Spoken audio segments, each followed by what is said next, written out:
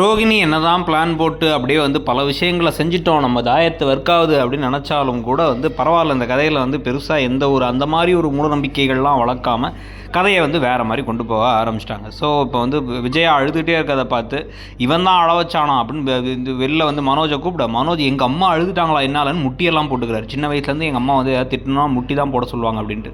முட்டி போட இவங்களுக்கு அப்படியே ஷாக் ஆகிடுது. ஒன்று ஷாக் ஆகிட்டு ஏன் இப்படி பண்ணுற மனோஜ் அப்படின்னா இந்த மாதிரி ஒன்னால தான் எங்கள் அம்மாட்ட நான் கோவமே பட்டேன், நீ பண்ண கடுப்பில் தான் அப்படின்னு பேசினதுக்கப்புறம் உனக்கு கால் வலிக்கும் எந்திரிடா அப்படின்லாம் ஒரு சீனை ட்ராமாவெல்லாம் போட்டு சிரிக்கிற மாதிரிலாம் வேறு விஜயா சிரிக்க, இதை வேறு வீடியோ எடுக்கிறேன்னு ஸ்ருதி வேறு உட்காந்துருக்காங்க.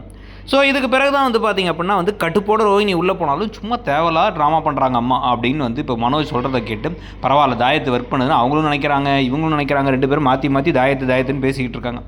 இதுக்கு நடுவில் அடுத்து சிந்தாமணி நேராக பார்வதியோட வீட்டுக்கு என் பணம் போயிடுச்சு அப்படின்னு சொல்ல, அது உங்கள் பணமே கிடையாது, மீனாவோட பணம். எவ்வளோ தைரியம் இருந்தால் அது மாதிரி பண்ணியிருப்பீங்க அப்படின்னா, இல்லை நான் அரங்கேற்றம் பண்ணணும் மாஸ்டர், அதுக்கு தான் வந்தேன் அப்படின்னா, இந்த பாருங்க இந்த கலங்க பூஜை அரங்கேற்றம்லாம் பண்ணுற அளவுக்கு உங்களுக்கு டைம் கூட ஆகலை.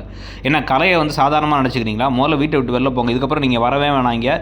இன்னொரு தடவை ஏதாச்சும் ஒரு பிரச்சனை நீங்கள் மீனாவுக்கு பண்ணிங்கன்னா அது உங்களுக்கு தான் பிரச்சனையாக முடியும் அப்படின்னு சொல்லிடுறாங்க. இவங்களும் அப்படியே மூஞ்சியை தூக்கிட்டு சிந்தாமணியும் கிளம்ப. ஏன் அப்படி சொன்னாங்க விஜயாங்கிற உண்மை பார்த்தா, அவளுக்கு எதிரிலாம் இருந்தால் அவள் பெரிய ஆள் ஆகிடுவா, அவ்வளோ பெரிய ஆளாக ஆகக்கூடாதுங்கிறாங்க. இது என்ன லாஜிக்னு நமக்கு புரியல.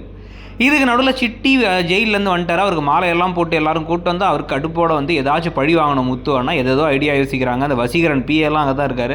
ஆனால் எந்த ஐடியாவும் ஒர்க் ஆகலை. என்ன பண்ணலான்னு அவங்க யோசிக்கிறதோட அந்த பக்கம் ஒரு போர்ஷன் இருக்குது.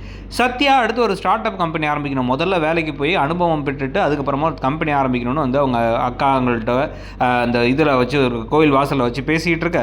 பேசினதுக்கப்புறமா நீ இவ்வளோ தூரம் இருக்கிறத நினச்சா சந்தோஷமாக இருக்குது அப்படின்னு அவங்களும் பேசிகிட்டு இருக்காங்க.